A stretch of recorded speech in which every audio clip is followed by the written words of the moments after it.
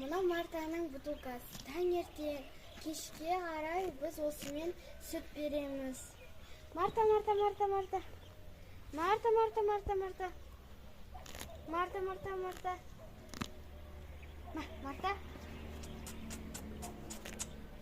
Марта.